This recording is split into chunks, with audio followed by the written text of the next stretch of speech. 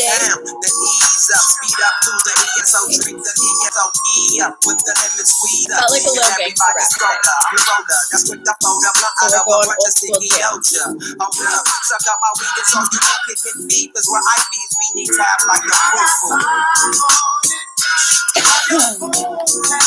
How's everybody?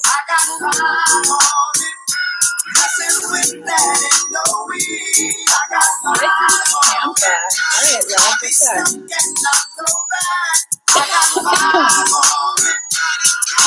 Megan, baby, did you get your package? So loud. Oh my God, this is old school. We're jamming with little Ashanti. Hi, Tammy. Hi, Alex. Hi, Terry. Oh, thank you. I'm beautiful and positive. Seriously, baby. Mwah. Happy to have you part of Soul Circle. Ooh, who remembers this song? Yes.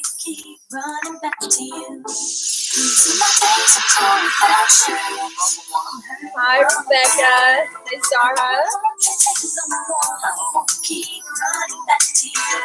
Hi, Katie. Oh, how is everybody? Hi, Laura. I switched to tea. No, it's drying out my throat a little bit. No more broken hearts in me. No more. So many hearts, you guys. How's everybody doing? All right. We'll shuffle. I want to. I see everybody on YouTube. Hi, love.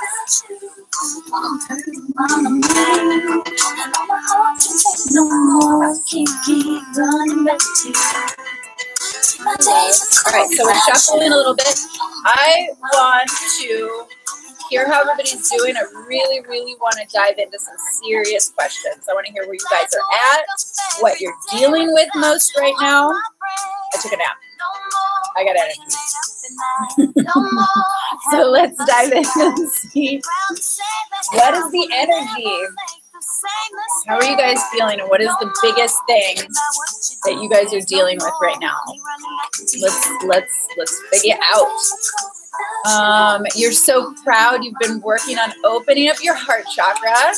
Yes, girl, and it's working. I love that. Look what happens when you set an intention. You're like, I'm opening my heart chakra. It's working. Look at that. I love that. I love that. It's awesome. I love your heart. Okay. You've gone on a few dates. Okay, hey girl. With a man. Love it. Okay, so a few dates with one man, not a few dates with multiple men.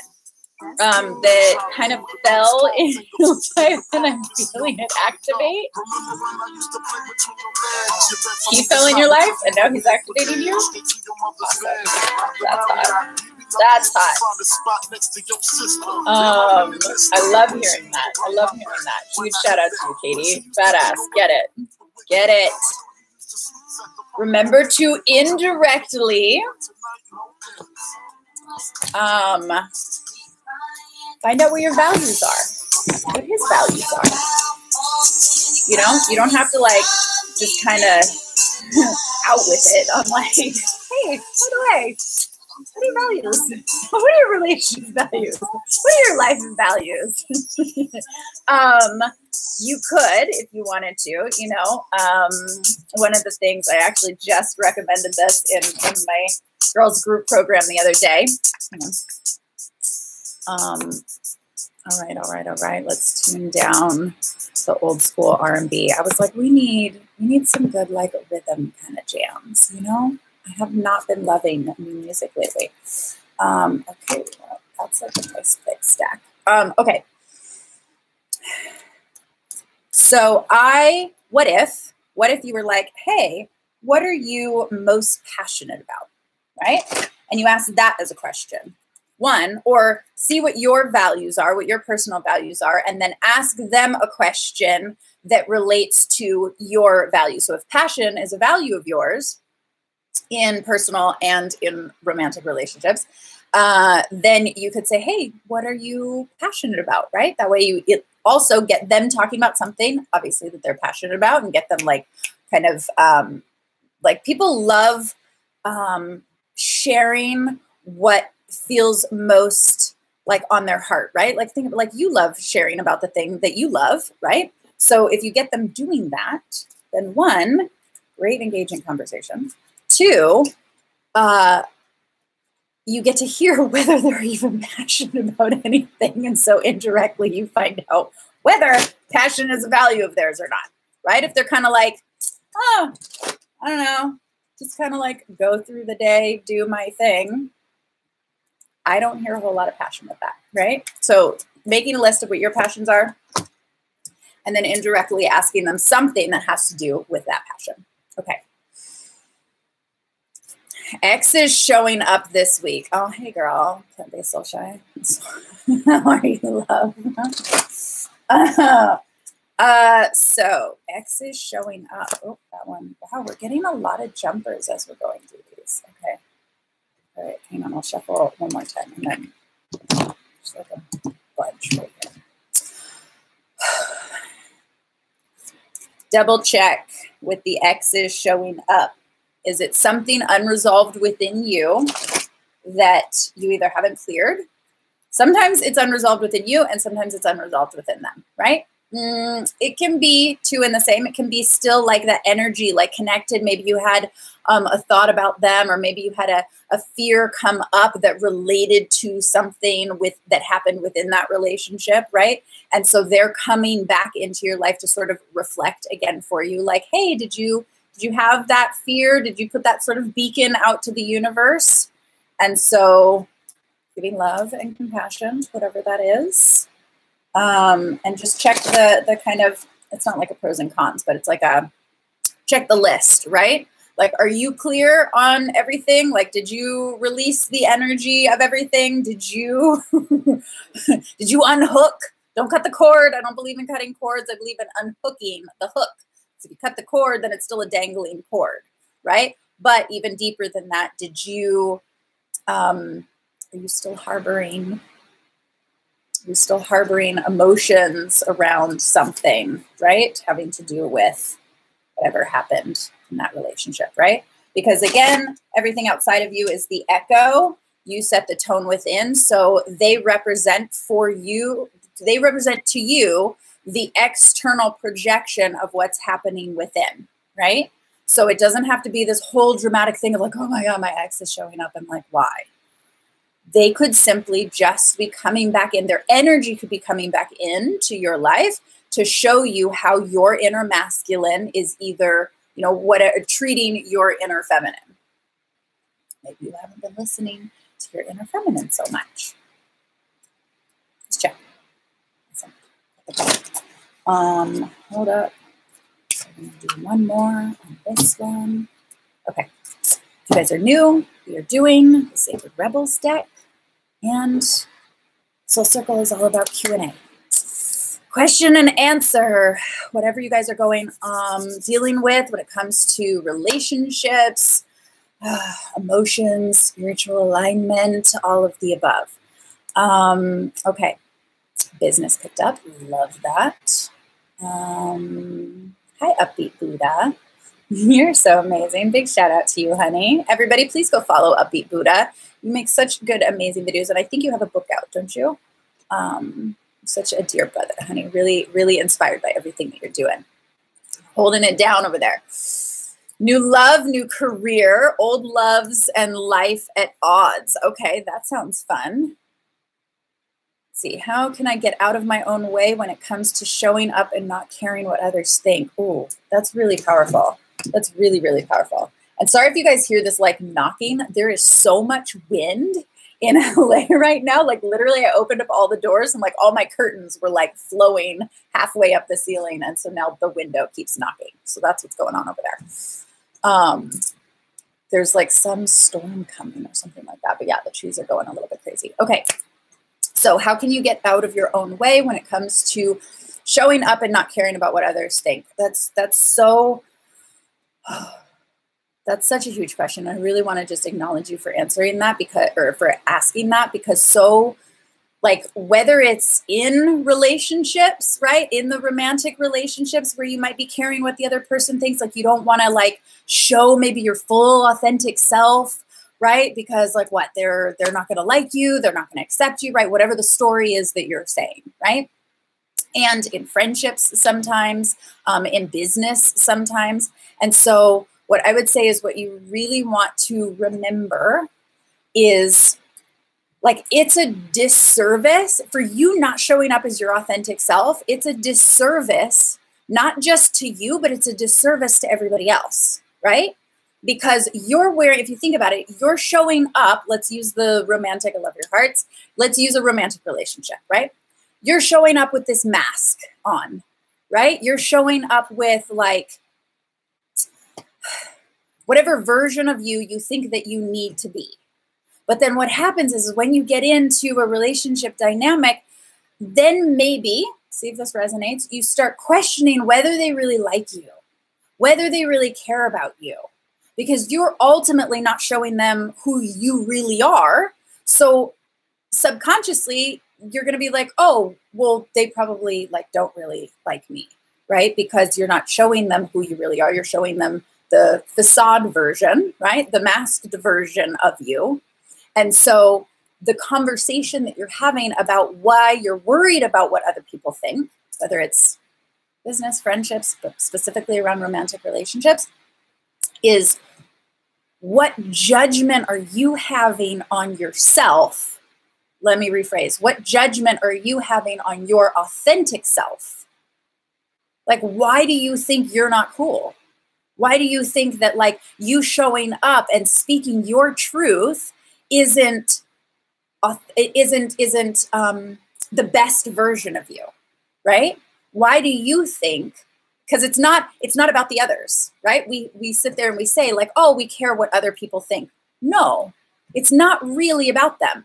Nothing's really about anybody else, right? If you have something that's unsettled, it's always about you. That's just across the board, right? If it's unsettled within you, it's about you. Because everybody else is doing what everybody else is doing. They're also worried about what everybody else is thinking, right? And that has to do with them, right? So you got to go deep within and say, okay, why is it that you think that you're not good enough for you? Not that I'm using a broad example, right? As if the subconscious conversation is you don't think you're good enough, right? So first find whatever that conversation is, whatever that internal dialogue of what you're saying to yourself that is having you care what other people think, because that's your judgment on you, to you, right? So if it's, oh, you don't think that you're good enough, right? You're saying, oh, I don't think that I'm good enough for other people, as an example, but it's not about them. You're literally saying, oh, I don't think I'm good enough for me. You don't think you're good enough for you.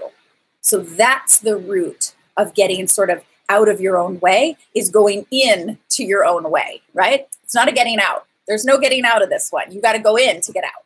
So go into what that, like, what are you judging on yourself that you think that you're not an ultimate fucking badass? That you care about you, that you think you're cool enough or that you're good enough. Because when you can listen to that voice and find out what she's saying, it won't really matter what anybody else thinks. Because you'll just say whatever you want to because it feels good. Because there's no resistance to you within yourself. Does that resonate? So it has nothing to do with anybody else. That's like, it's self-resistance, right? And there might be a little tiny bit of fear on you not wanting to hear your true authentic voice, like your truth, right? Sometimes we put our blinders on to what we want to hear as our own truth.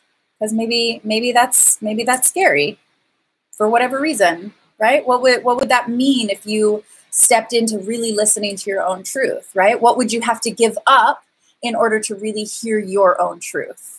What conversation of limiting beliefs would you have to let go of in order to hear all of your positive beliefs that would let you step into that authentic version of you that doesn't care what anybody thinks and you're not judging yourself on yourself, right?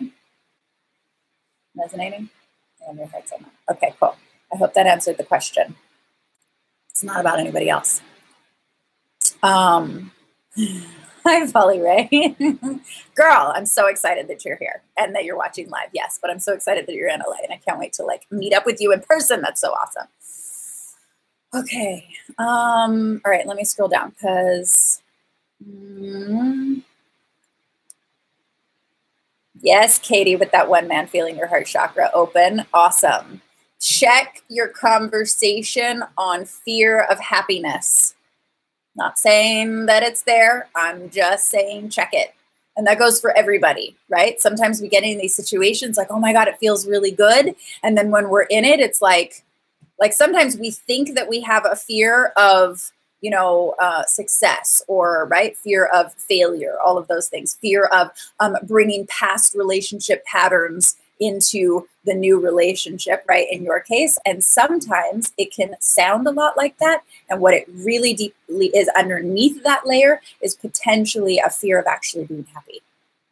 Like a fear of, it sounds counterintuitive, right? But we're funny little humans. And so, right, it could be a conversation, like fear of being actually happy, fear of having it go well.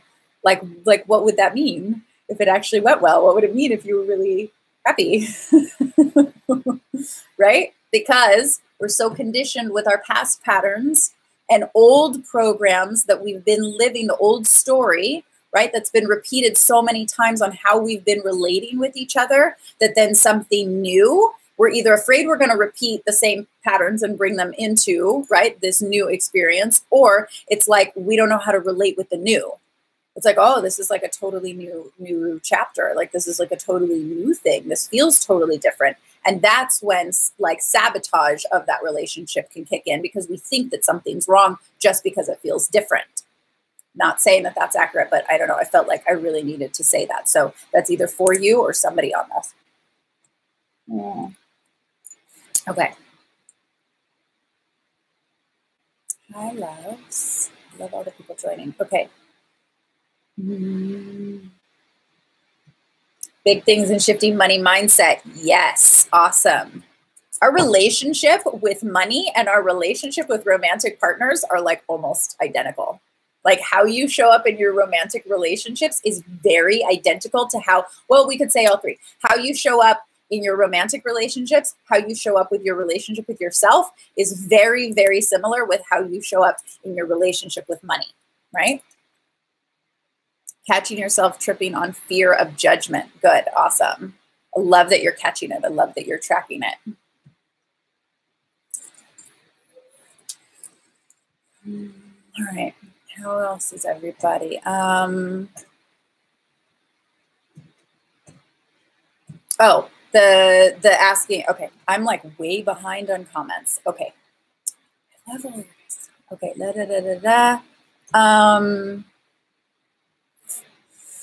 Clearly you got it dialed in. Only a few things, babe. Only a few things. You know what I got dialed in? You know what I really got dialed in? Is to laugh at yourself, right? Like just whenever we take ourselves too seriously, like just stop and laugh. Like put on some gangster rap and laugh at yourself. That will get you out of anything. That is like the cure-all for everything. That's what I got dialed in. Okay. And, you know, helping people shift their subconscious mind. But aside from that, okay. Yes, needed to hear that. Awesome. 100%. Okay. Sometimes you feel unlovable. Okay. Great. Awesome. I love you guys' hearts. Look at that. Love it. I love you all so much. The protective version, the feeler version. Yes. Okay, cool. Okay. I see all of you on YouTube.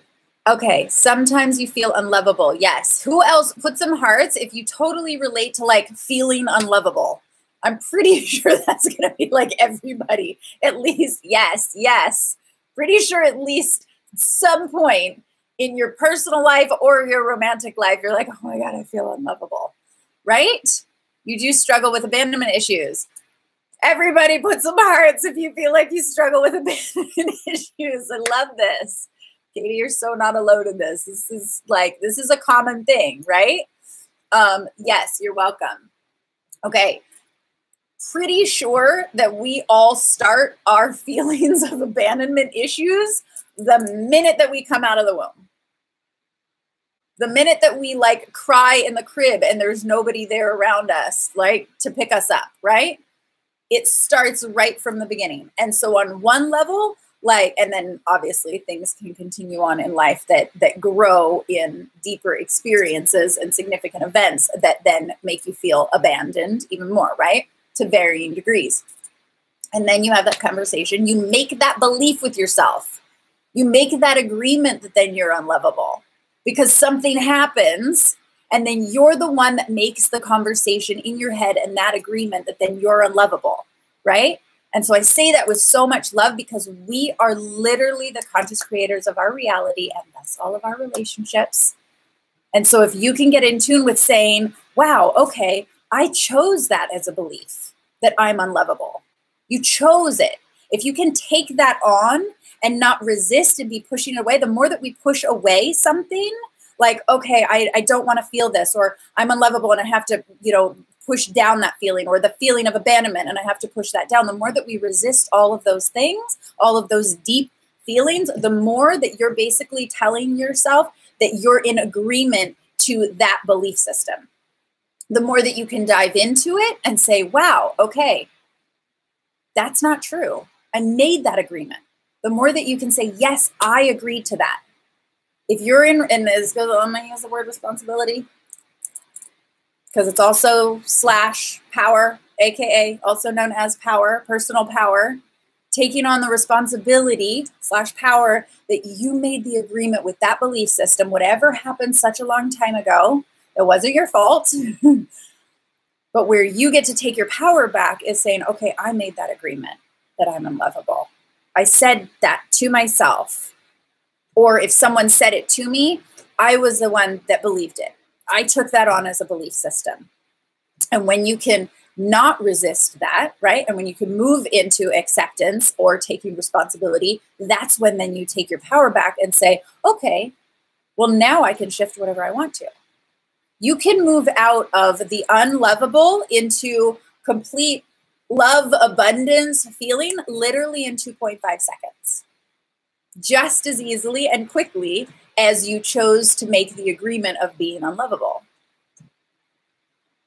I love the hearts on that. So like I see that and I feel that and I hear that and I have had the same one. It still creeps up every once in a while too, right? I can be like, oh, that was that agreement. Do I want to align with that or do I want to shift over into something else? Right? Like we're constantly, the present moment is like a fork in the road of what you're going to choose that's further away from love or closer to love. And all of your belief systems and your feelings and your thoughts about that are going to go in this direction, or all your thoughts and beliefs and feelings are going to go in that direction, right? Closer to love or further away. Stop, drop, love, right in the middle. Stop, drop in, which way you're going. Love or not love. Awesome. So check the agreements that you made and then challenge the agreements that you made. We gotta be like little personal rebels with ourselves, right? To challenge the agreements that we made. Comfort with attachment, detachment, fluent ebb and flow. The comfort with attachment, detachment. I think I know what you mean. The reason why I just want to bring up the conversation about this detachment, right? Because it's been do we really, what do you guys really associate detachment with?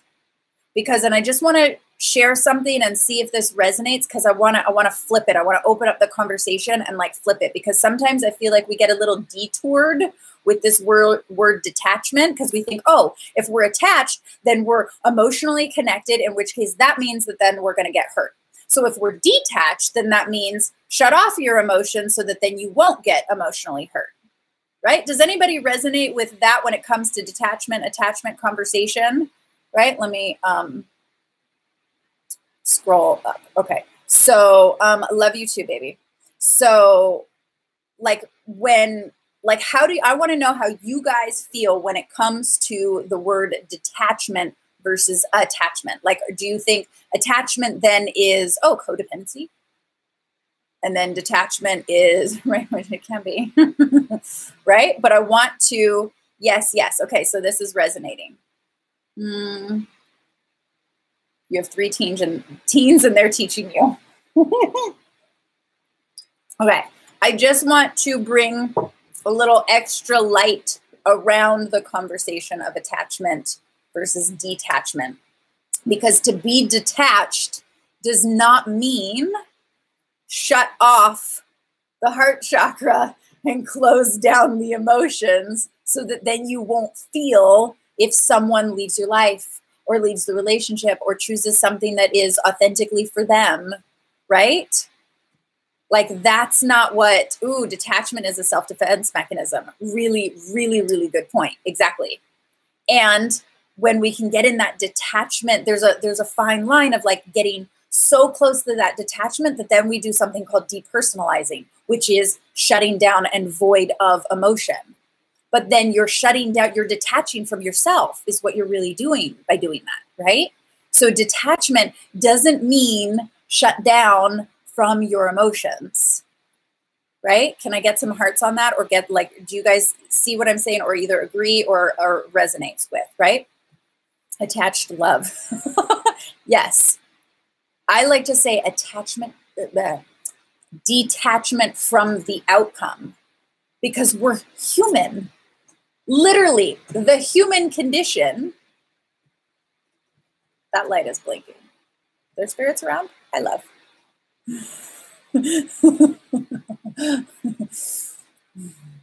Love it. Okay.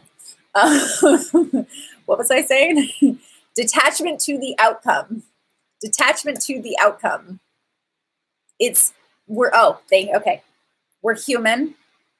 We literally have a conditioned response to attach.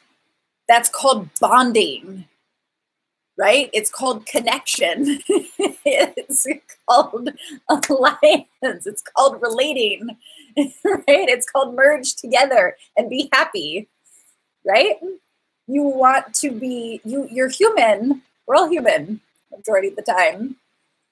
So you have a condition to attach to things, right? Whether it's materialistic things, right? Which of course it's like, okay, that can come and go, but you have attachments to whatever that thing is, right? To care is to be attached, right? Yes, wind.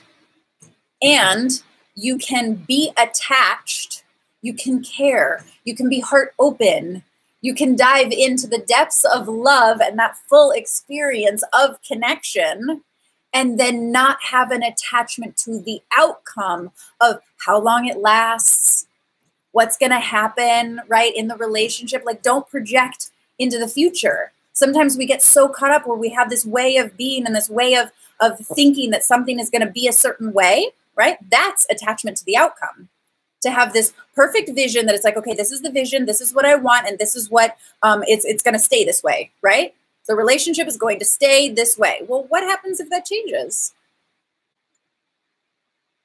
Can you still love? Can you still be heart open and love somebody if that shifts the dynamic of how the relationship is?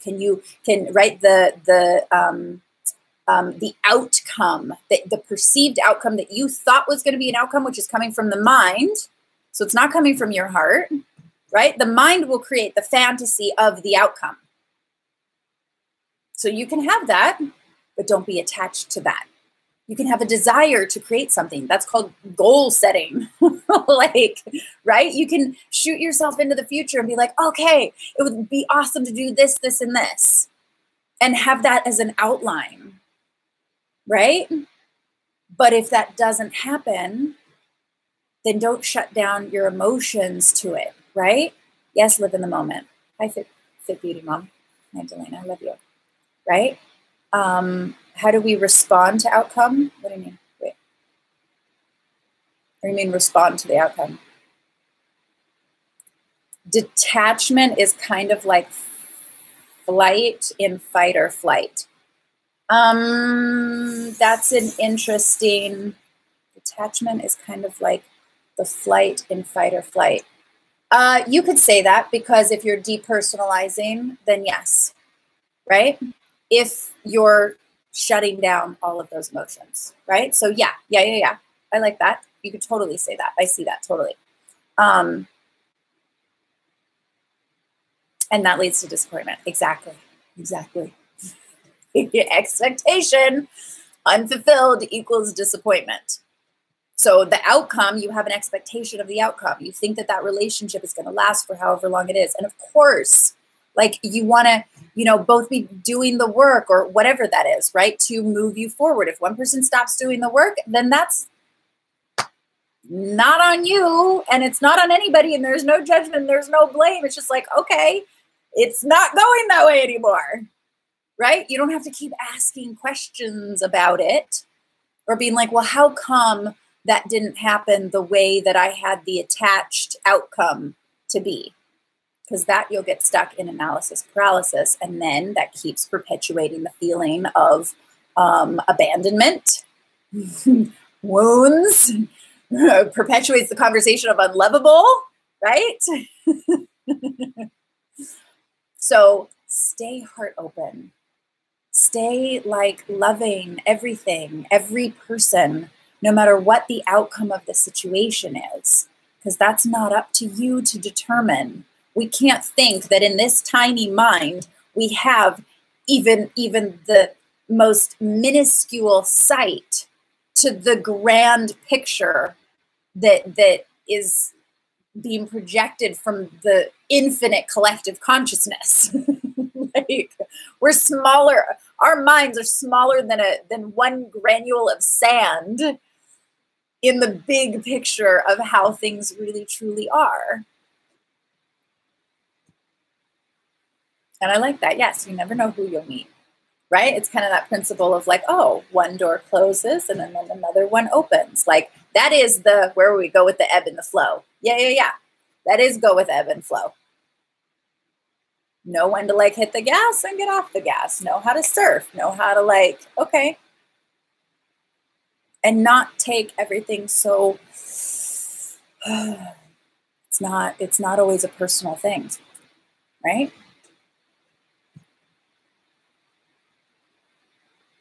Mindful Fitness. Great meeting you at the conference. Wait, is that, I don't know you by handle, love. Can you put your name in? Is that Daisy? I don't know, because I met some people, a couple of people at the conference. I can't see you. Is that Daisy, babe? If it is, hi. It was so awesome meeting you. And if it's not Daisy, yes, it is. Awesome. Hi, love. So I love meeting Soul Circle Tribe out. I love that. Okay. Yes, don't take the bad and good personally. Exactly. Okay. Hearts to you too, Daisy. Oh, I love that.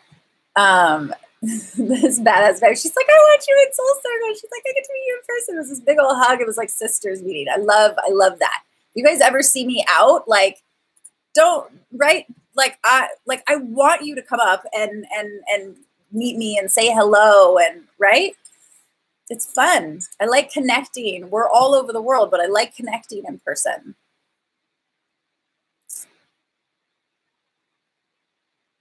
Oh, wish you lived in LA. Wish you did too, baby. Okay, what other questions we got? Let me scroll up and see where we're at, because I think I missed some of you guys.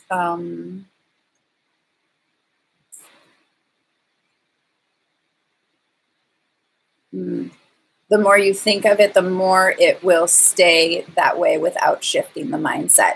Really, I like that, Susie. Really good perspective on that. So it's kind of like, I'm going to use this example. It's kind of like, reopening wounds, right? It's kind of like picking at a scab. Like, the more that you bring your attention to it, the more you bring it into your reality, the more you reopen that wound, right? That's why I am not a big fan of keep talking about something over and over and over and over again. If you have to keep talking about it, you're stuck in a loop. If you keep talking about it and don't have an actionable, what you're going to do about it, right? then you're just stuck in that loop and keep reopening the wound.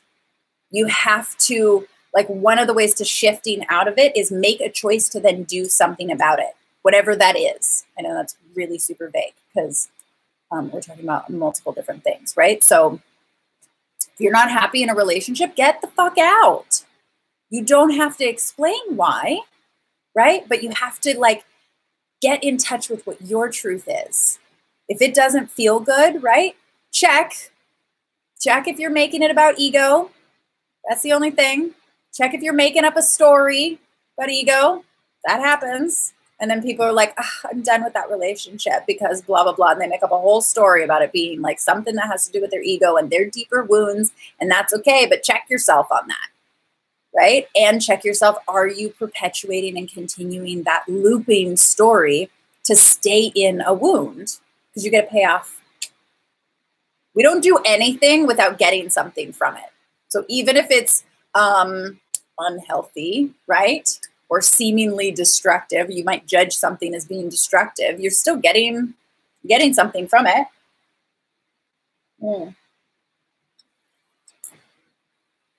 Activated the stem cells when to learn and react differently.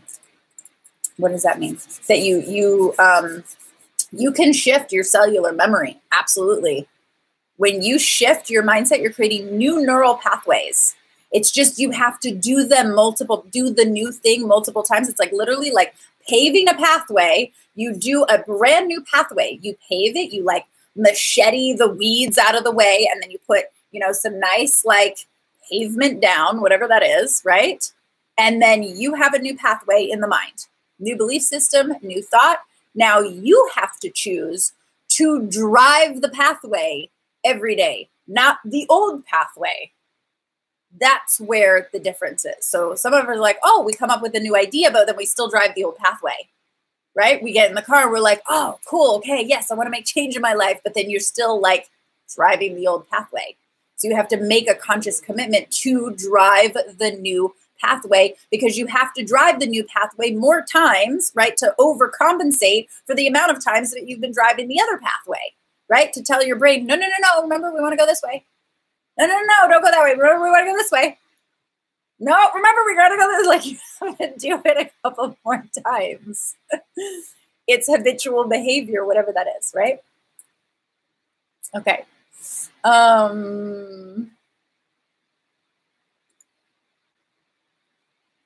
More balanced than they can have a boy. I don't know what that means.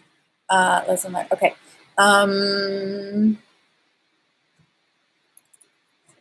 Tai Chi of the mind is your new saying. That's cool. I like that. Tai Chi of the mind. What if it was Tai Chi of the emotions? Your emotions are your power center. This is a supercomputer. This is a computer. It's literally only doing what you tell it to do. Or this is like the monitor, right? This is where the keypad is. This is the screen. This is all of that stuff. The true computer where everything is in your emotions. That's the true foundation. This is the engine. This is the drive. This is all of like the power center. It's not like, I've said this a lot, but we're going to repetition, new pathway. Yes, both, because 100% you need the mind. Absolutely. And which one's more powerful? A thought or a feeling? Which one's more powerful? Which one is more, let's put it this way.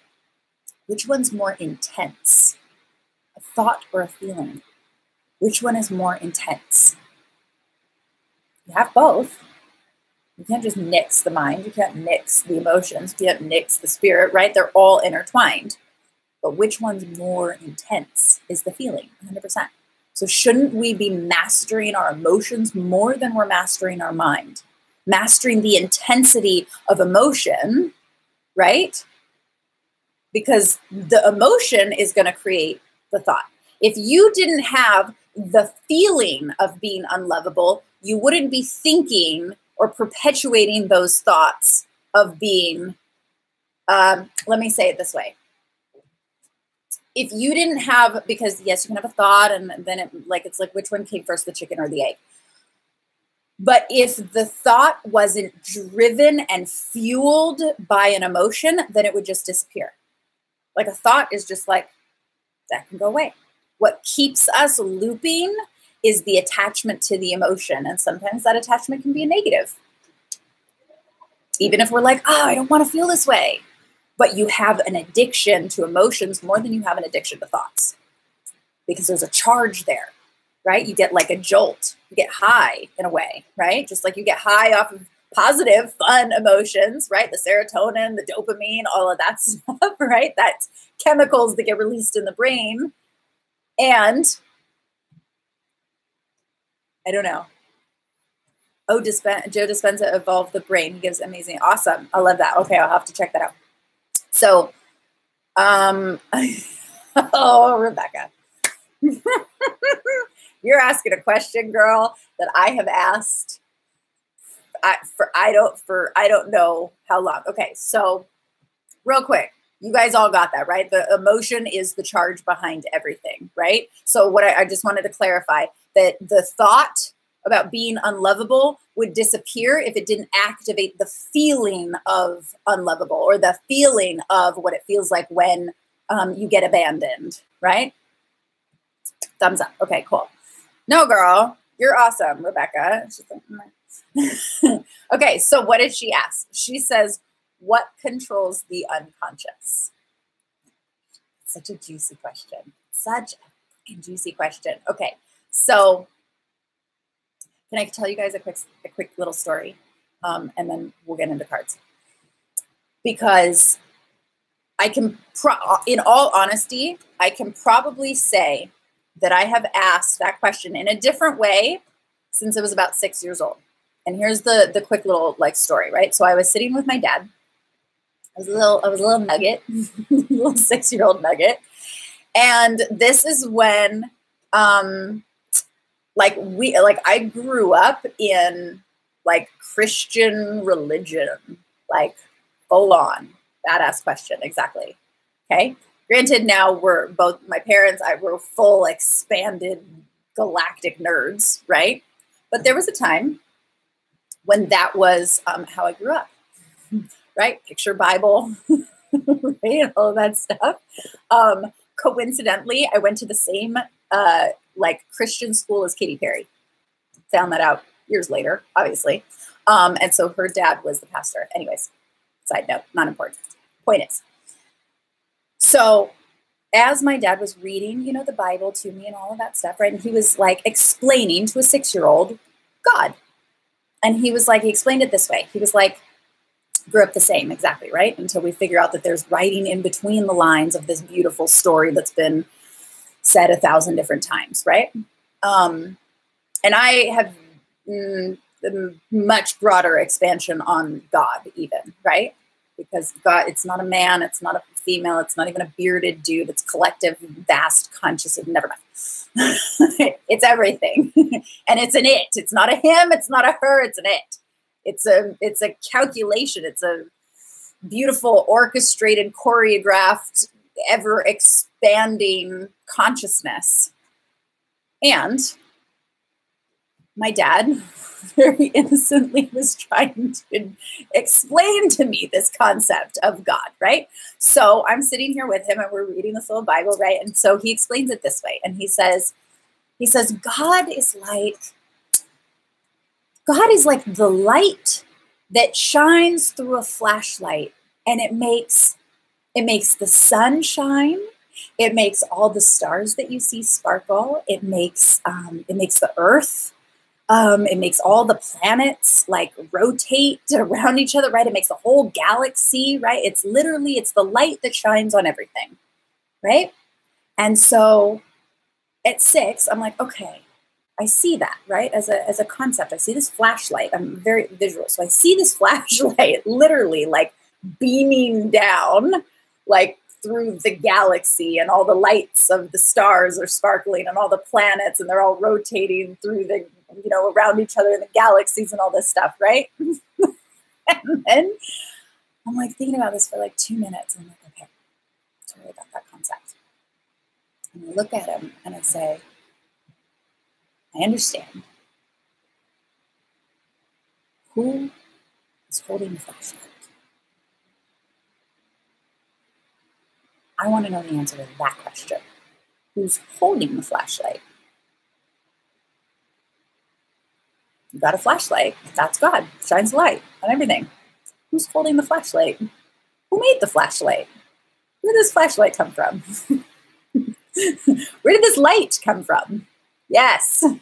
You guys resonate with that? Like, who the fuck is holding the flashlight? Have you guys ever asked yourself that before? Right? What is outside the universe? Is there an outside of the universe? Like, I want to go to Abraham Hicks and like ask that question, because I asked a psychic one time and they were like, you need to not worry about that question. I was like, what do you mean not worry about that question? How do you not worry about that question? Like, that's a pretty big question, don't you think? Like, I'm not asking who created me. I'm asking, like, I want to know who created the whole universe. So yes, it's a very, very, very big question. And I can be 100% authentic in saying that I don't have a full answer to that. I have astral projected out into as far as I can go in the astral realm, into the galaxies, into different galaxies. And I have done my best to go outside of those. And I can tell you, I saw a honeycomb pattern where our galaxy is, you know what a honeycomb looks like, right? Like, I always think the cereal, honeycomb cereal. I don't know why, terrible cereal.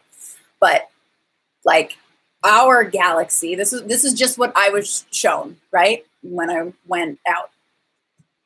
Our galaxy, that is infinite and expanding, mind you, is one circle within the honeycomb. And so there's another galaxy that's the other circle in the honeycomb, and another galaxy that's in the other circle of the honeycomb, and so on and so forth. And then you even have other honeycombs attached to that honeycomb. So we're not the only galaxy, and we're not the only galaxy within the galaxy, but it's not, at least how I saw it, it wasn't like ripples of galaxies. It was like honeycombs, and then the honeycombs expanded. Does that resonate? It said, this is what I was shown.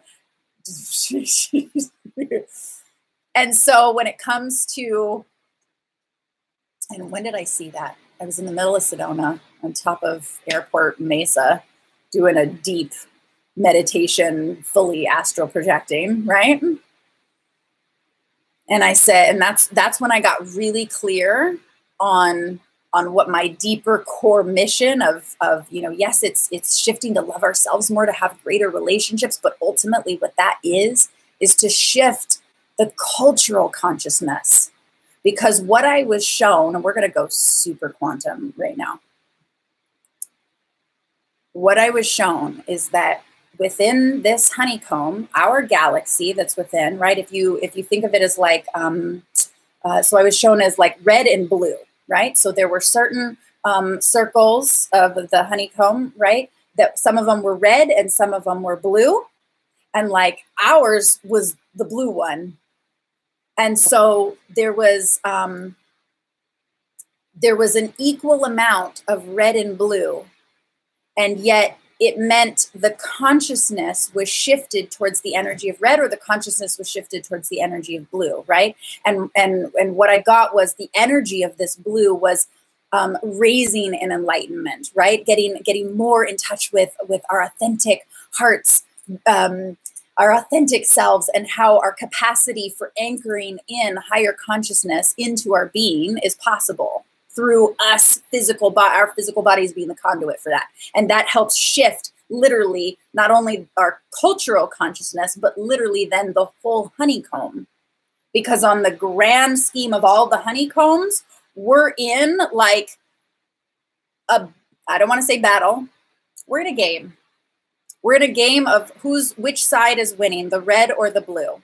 And so when I saw all the honeycombs and there was an equal amount of red and blue, ours was the one that was the defining like circle of the honeycomb that was going to make up like who won that game, like the 2 out of 3 game. Am I explaining that right? So it's like our shifting our consciousness and raising our level of consciousness will ultimately, like, that's what's going to shift our galaxy, which then shifts the whole honeycomb for that sector. Just that. No biggie. That's just why it's important for us to raise our own enlightenment so we can win the honeycomb game. Either that or it's all one gigantic cosmic joke anyways, right? It's just a cereal. No biggie. Right? Did that make sense? Because like I said, that's what I was shown. So, and who really knows? But as long as we're having fun in the process, the name of the game is basically higher love, so that you can have higher love within yourself, have higher love within your relationships, and ultimately have more fun in your life, right? And have a few honeycomb cereals while you're at it. The small milk, right? Okay, so that resonates.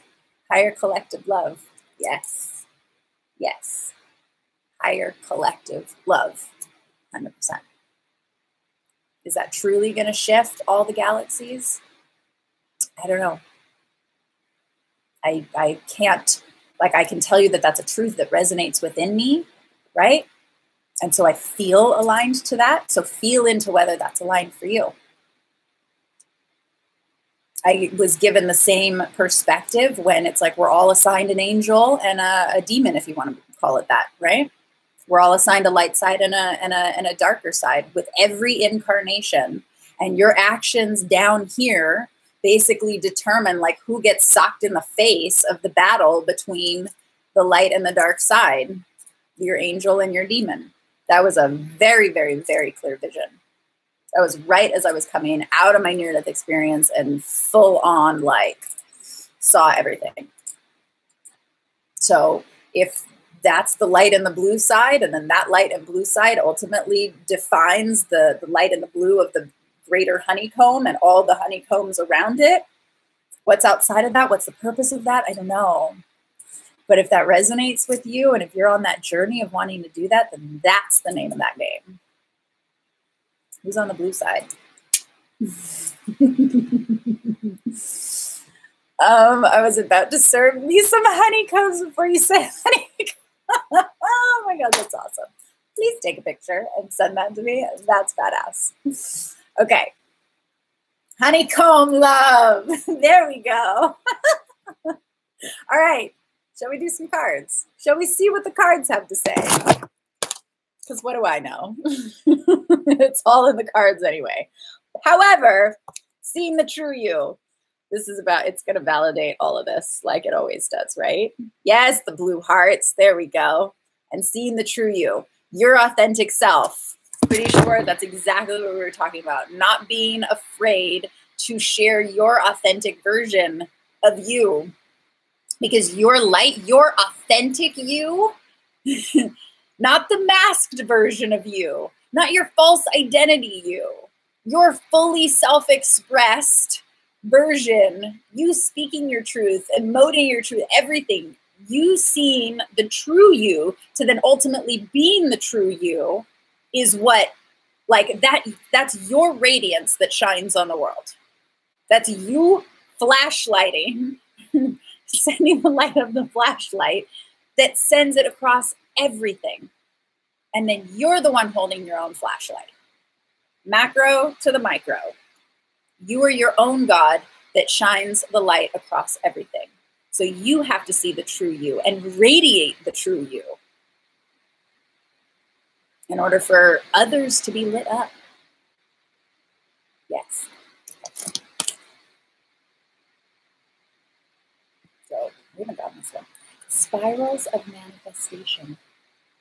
Yes, yes, yes. Spirals of manifestation. Honeycomb. Spirals of manifestation is also like the more that you step into alignment with your authentic version of you, then you send out that beacon that then the universe, you, Weverse. God is you, through you. You are. It's not separate. And that can be emitted, broadcast to create that snowball effect, and it continues going, and then thus magnetizing to you everything that you desire. And not from egoic desire, from heart desire, right? When we say like desires, it's like, oh, I want a nice car. Okay, maybe you do.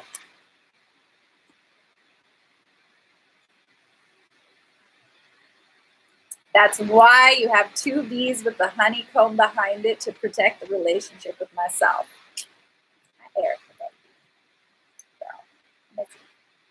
Yeah, case in point, honeycomb.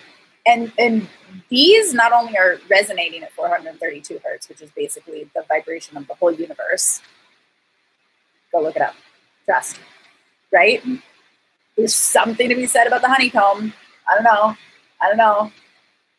But I didn't know that when I was sure. I had to go look that up later. Okay.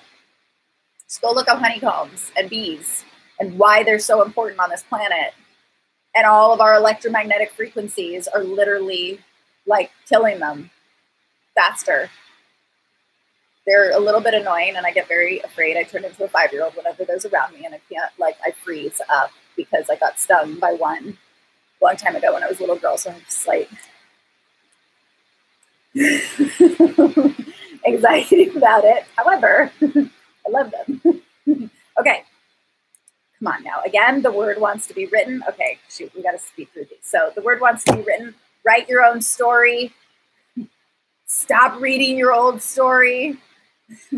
Write the one that you really want, from seeing your authentic self, from being your authentic self. You are the creator of your reality. You're the writer. You're the director. You're all of the above. It wants to be written now. Look at those butterflies on there. Look at those butterflies on there. Out of your cocoon. Write it down. Not just like write it in your manifestation book. Not just like every new moon be like, yay, this is what my new intentions are. Awesome. No, put that shit in your calendar. Write it down somewhere. Make actionable plans around it. What is it that your story, like how do you want your life to be? Yes. How do you want your life to feel? Be medicine. Yes. Okay. What is already within you? We could say God. God. All your spirit guides, all the angels, everything is already within you. You already are, not from egoic place. You already are God. There is a reason why, yes, in the Bible it says God created us in the likeness and image of, is that him? Whatever, right? Because it's the vibration of, you literally embody within you the vibration of the collective consciousness. You're just in a container. You're not infinitely expanding. Okay, shoot, it's coming down. Visions of life beyond death.